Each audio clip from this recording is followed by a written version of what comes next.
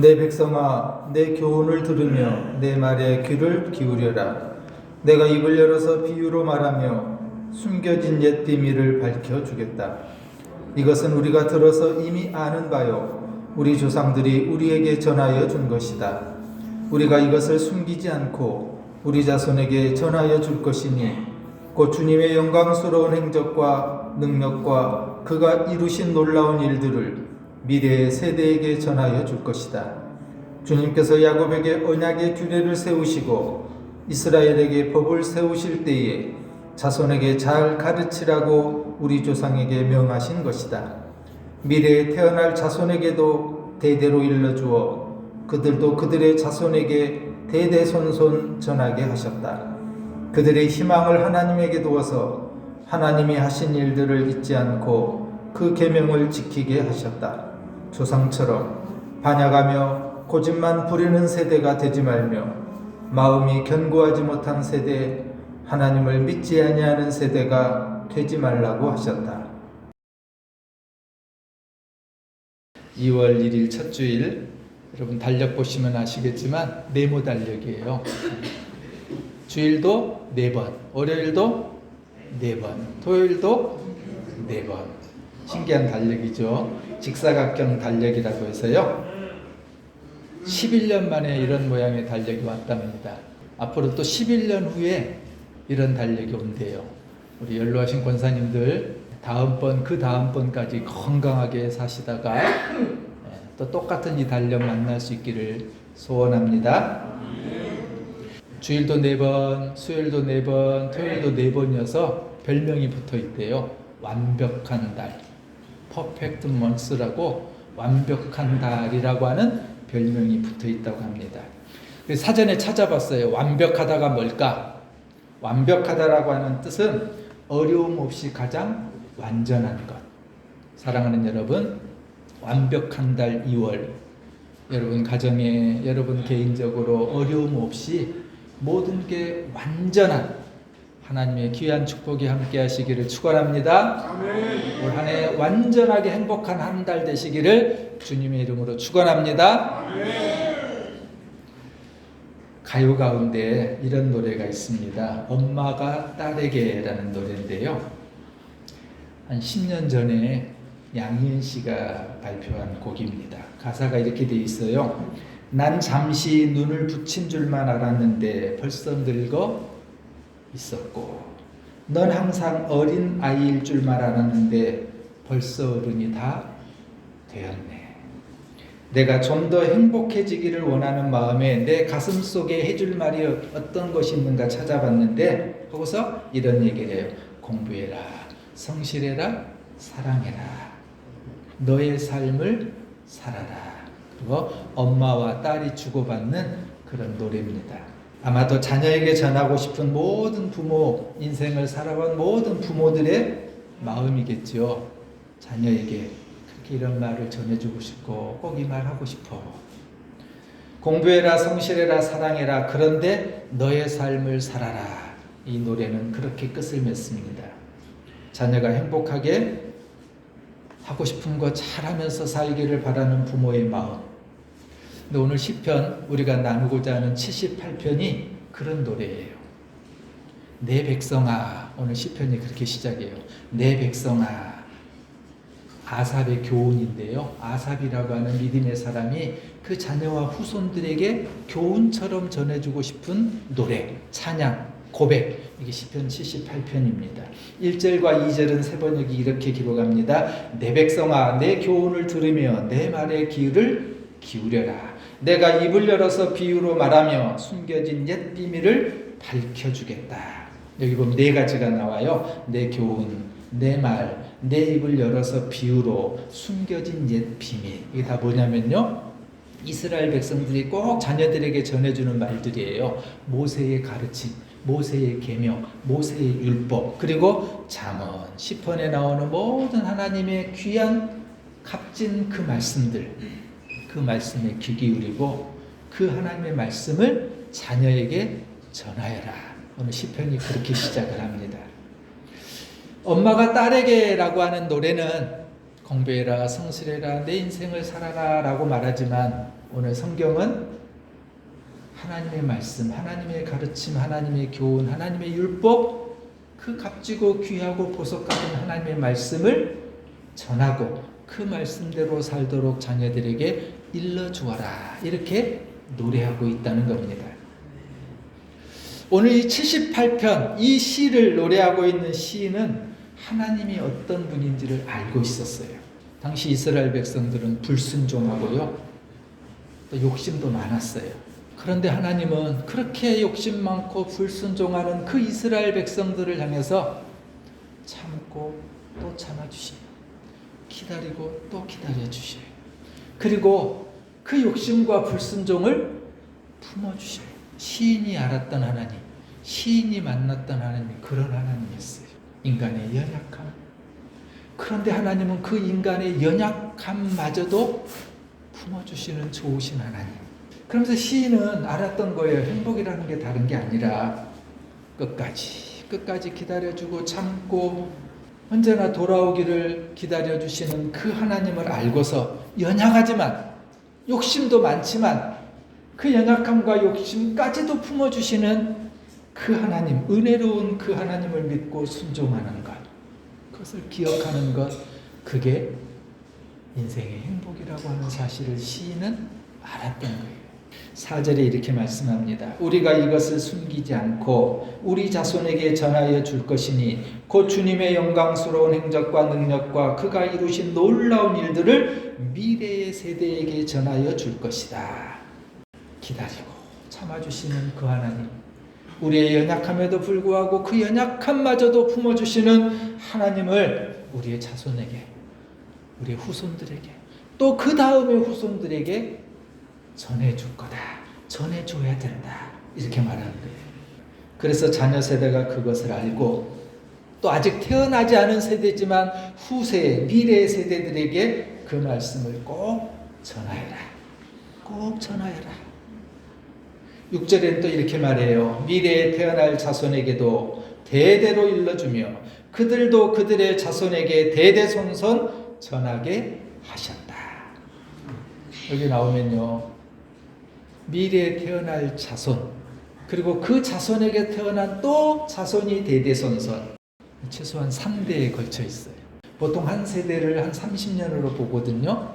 이제 3대라고 하면은 거의 100여 년이 돼요. 자손에게 100여 년의 그 세월이 흐르는 동안 자식들이, 내 후손들이, 다음 세대들이 이 하나님을 알아가고 그 하나님을 모시고 살아가도록 부모는 가르치고 전해줘야 돼. 이게 부모의 책임이야 라고 지금 시인이 이야기하고 있습니다. 사랑하는 여러분, 하나님께서는 우리 부모에게요, 자녀 세대를 믿음 안에서 바른 길로 인도하고 가르치는 사명과 역할을 주셨어요. 우리 자녀에게요, 좋은 대학 가고 좋은 직장 가고 좋은 사람 만나고 필요하죠, 소중하지요. 근데 성경의 관점은 거기서 끝나지 않아요. 성경의 중심은요, 거기에 있지 않고요, 우리 자녀 세대들이 하나님을 알고 그 하나님을 의지하고 그 하나님을 섬기고 그 하나님을 찬양하는 사람, 그 인생을 살도록 하는 것, 이것이 부모가 자녀에게 가르쳐야 될 가장 위대한 일, 가장 순교한 역할이라고 하는 것을 성경은 말씀합니다. 우리 자녀 세대들이 믿음의 유산을 받지 않는다면, 믿음의 유산이 없이 살아간다면은 믿는 우리에게서는 그것이 가장 큰 위험한 일이라고 하는 것을 우리는 늘 기억해야 합니다. 오늘 시인의 고백처럼요, 끝까지 기다려주시고 끝까지 품어주시는 하나님, 연약함마저도 품어주시고 긍휼로 사랑으로 기다려주시는 그 하나님을 믿고 살아가게끔 우리 자녀에게 그리스도의 복음을 전하고 예수 믿고 살게 하게끔 하는 것, 이것이 우리의 부모 사명인 줄로 믿습니다. 그렇다면요, 왜 시인은 오늘 말씀에서 이 하나님을 믿는 믿음을 후손에게, 또 그 다음에 아직 태어나지도 않았지만 그 후손의 후손들에게 이 믿음을 전하라고 말하고 있을까요? 과거 이스라엘 백성들이요, 조상들이 하나님을 지키지 못하고 고통받았던 가슴 아픈 일들이 있었기 때문이에요. 사자성어에 타산지석이라는 그런 단어가 있거든요. 남의 산에 있는 돌이라도 옥을 다듬는데 소용이 있다라는 얘기예요. 즉 과거 우리 조상들이 하나님을 알았지만 그 하나님을 온전히 섬기지 못하고 범죄하고 타락해버렸어요. 죄를 졌어요. 그러다 그들이 망했어요. 징계도 받고요. 그런 것처럼 그것을 타산지적으로 삼아서 우리 자녀 세대가 하나님 없이 살아가는 인생이 아니라 하나님 의지하고 하나님 붙잡고 하나님 믿고 살아가는 인생이 되도록 가르쳐야 된다. 9절 이하의 말씀 우리가 읽지 않았습니다만 이 말씀들을 쭉 보면은요 아주 상반된 두 개념으로 딱 나눠져요. 뭐냐면은 옛 조상들의 믿음 없는 연약함, 믿음이 있었지만 하나님을 바라보기보다는 세상을 바라보면서 그들의 믿음이 다 땅에 떨어져 버렸어요. 그 연약한 모습들. 그러나 또 한편 그럼에도 하나님이 그들의 연약함을, 그들의 불순종과 그들의 범죄를 기다려주고 품어주시는 하나님의 모습. 이 두 가지가 오늘 78편 9절 이하에 보면 쭉 이렇게 나눠져 있어요. 보여져요. 오늘 그 말씀을 잠깐 나누려고 합니다. 조상들, 인간의 연약함과 그 인간의 연약함을 덮어주시는 하나님. 그렇다면 첫 번째, 인간의 연약함이 뭐가 있었냐면요. 하나는 믿음을 잃어버렸다는 거예요. 특별히 오늘 성경 안에는 아브라함 자손의 믿음 없음을 얘기해요. 9절 10절을 볼게요. 에브라임의 자손은 무장을 하고 활을 들고 나섰지만 정작 전쟁이 일어났을 때 물러가고 말았다. 그들은 하나님과 맺은 언약을 지키지 않으며 그 교훈 따르기를 거절하였다. 언제 있는지는요 정확히 알지 못하지만 전쟁이 일어났어요. 근데 힘이 있었던 이 에브라임 자손들이 자신들의 강한 힘을 가지고 살고 있었어요. 무장도 할 수 있었고요. 활도 있었어요. 그런데 정작 전쟁이 일어났거든요. 그런데 이 에브라임 자손들이 힘이 있는데 무기도 있고 활도 있고 할 만한 능력도 있었는데요. 당장 전쟁이 일어나니까 뒤로 다 물러나 버린 거예요. 하나님의 말씀을 지키지 않고 하나님을 잊어버렸습니다. 하나님의 백성임에도 불구하고 하나님 안 계신 것처럼 살았던 거예요. 나는 너희의 하나님이 되고 너희는 나의 백성이 되리라. 이것이 하나님과 이스라엘 백성들 사이에 맺은 언약이에요. 이스라엘 백성들은 그 언약을 새까맣게 잊어버렸어요. 하나님보다 세상이 더 화려해 보이고 세상이 더 좋아 보였던 거예요.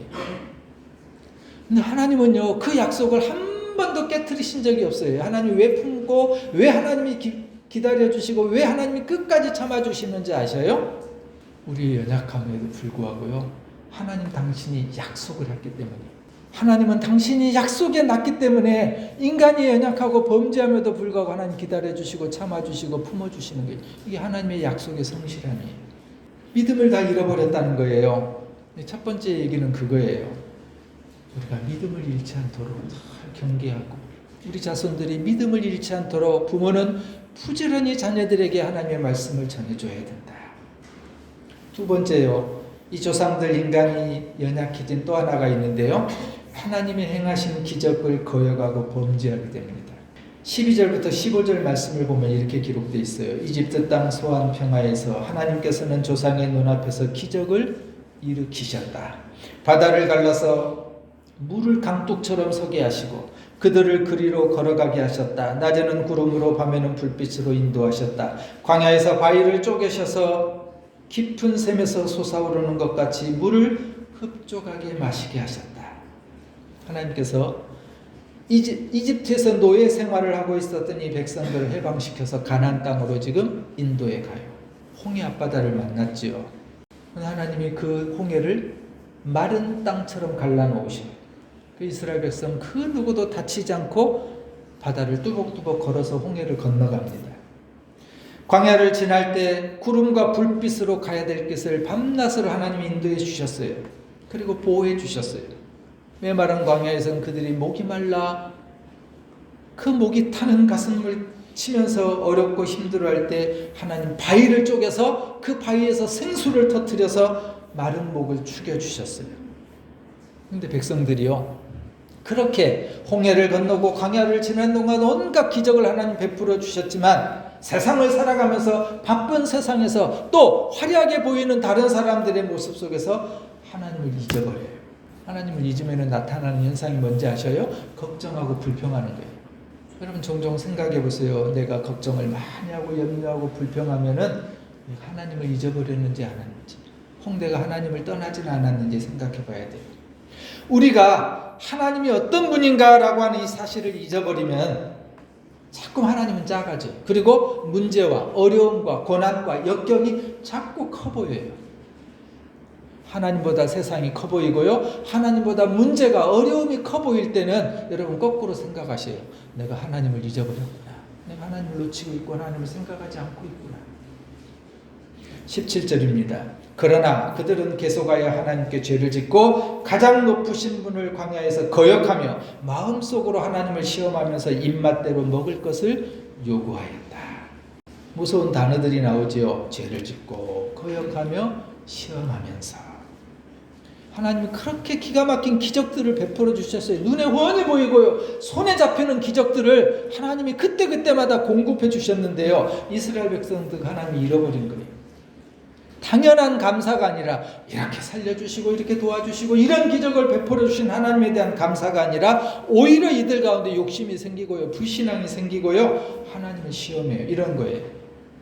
하나님 물은 주셨지만 고기 반찬 주시지 않았잖아요. 이게 이스라엘 백성들의 불평이에요. 아니 사람 어떻게 그럴 수 있어? 라고 생각할 수 있을지 모르지만요. 우리도 여러분 돌이켜보세요. 똑같지 않을까요? 하나님 베풀어 주신 것, 하나님 기적처럼 나를 살려주시고 여기까지 은혜로 인도해 주신 것 잊고 살면은 우리도 그 은혜의 감사보다는 불평이 먼저 앞서더라는 거예요. 사랑하는 여러분, 근심과 걱정과 문제를 만나서 흔들리지 않기 위해서는 하나님이 어떤 분인가를 늘 기억해야 돼요. 나를 만나주신 하나님을 늘 생각해야 돼요. 그리고 그 하나님을 늘 잊지 않아야 합니다. 우리는 고백하잖아요. 내 인생 가운데 우리의 삶 가운데 하나님은 한치의 오차도 없으셨다. 여러분 믿으십니까? 아멘. 나는 이만큼 가고자 했지만 하나님 왜요? 때로 그렇게 안 되고 안 풀리고 어려운 문제도 만나지만 지나고 보니까 우리 알잖아요. 지나고 보니까 왜 그때 답답하고 왜 그때 힘들었는지 지나고 보니까 그래 맞았어.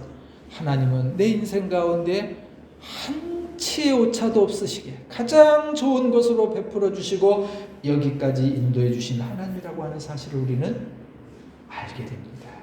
그렇게 여러분 하나님의 크신 손에 우리의 문제를 맡길 때요. 우리 가운데 찾아오는 것이 뭐던가요? 평안 아니에요? 주님이 해결해 주시고 나를 만나준 그 하나님의 은혜 아래 우리가 누리는 그 평안은 세상에서 경험할 수 없는 평안, 세상이 줄 수도 없는 평안이라고 하는 것을 우리는 알잖아요. 하나님이 그런 분이시에요.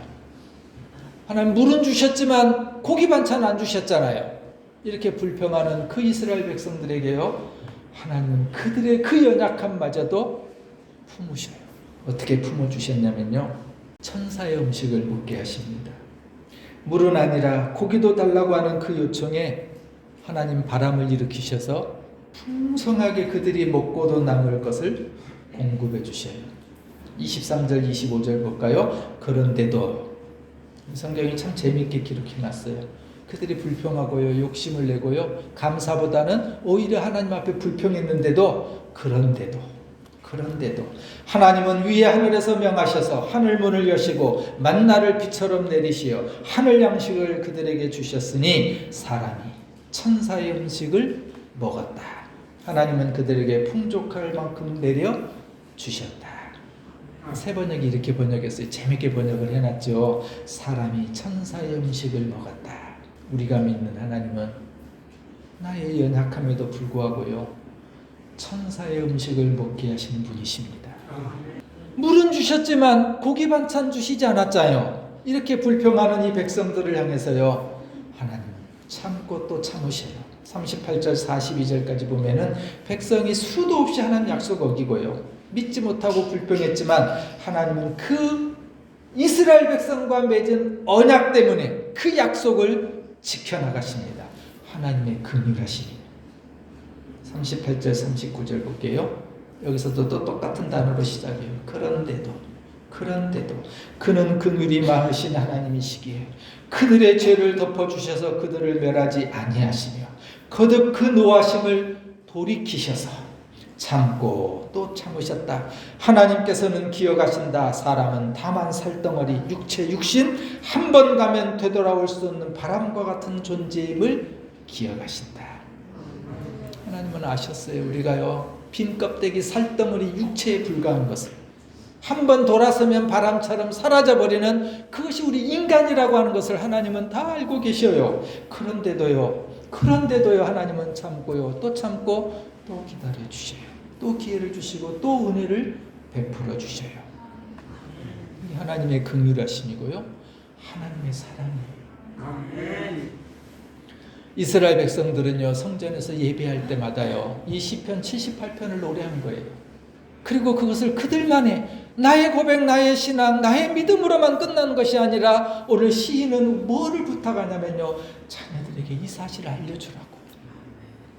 내 하나님은 이렇게 나의 연약함에도 불구하고 품어주시는 하나님, 아니 오히려 감사보다는 불평하는 나를 향해서 또 기다려주시고 참아주시고 품어주시는 그 하나님인 것을, 그 긍휼과 사랑이 풍성한 하나님인 것을 너만 알지 말고 너만 믿지 말고 제발 자녀들에게 전해줘.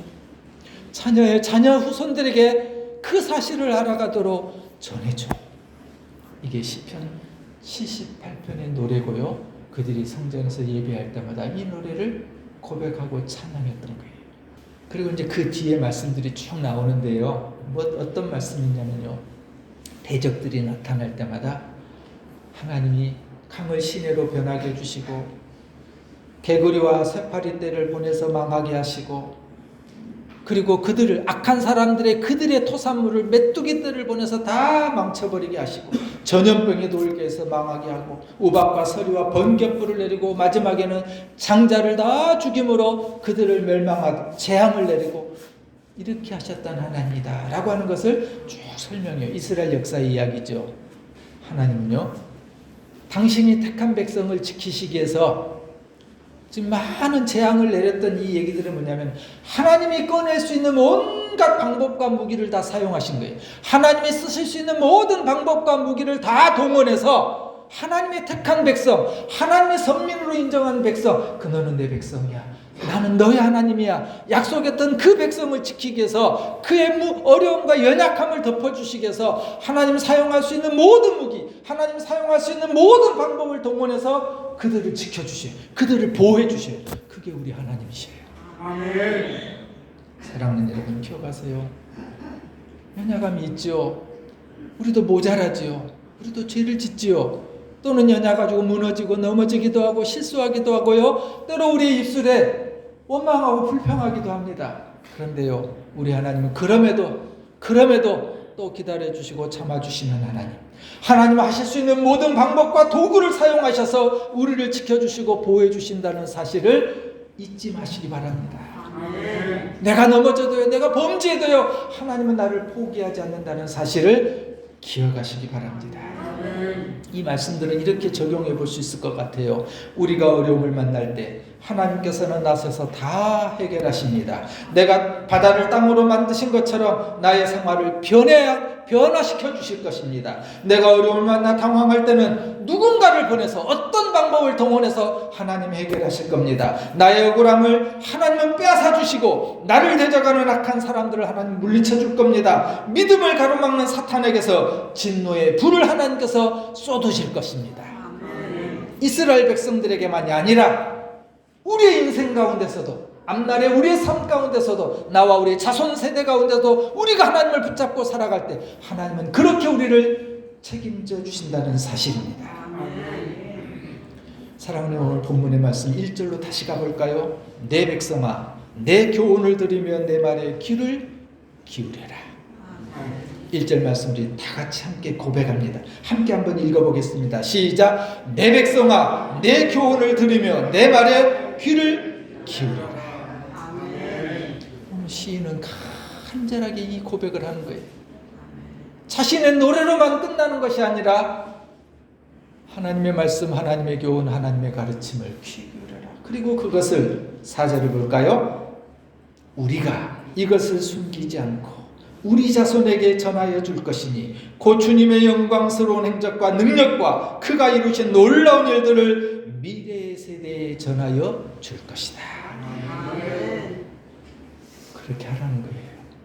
내가 만난 하나님, 내게 날마다 말씀해 주시는 그 은혜와 능력의 말씀, 그것을 간직하고 귀 기울이고요, 그 말씀 우리 자녀들에게, 후손들에게 전하고 알려주고 가르쳐주고 부모된 그 역할과 사명과 책임을 다하라고, 우리가 그렇게 살아가라고 오늘 말씀 우리에게 도전해 줍니다.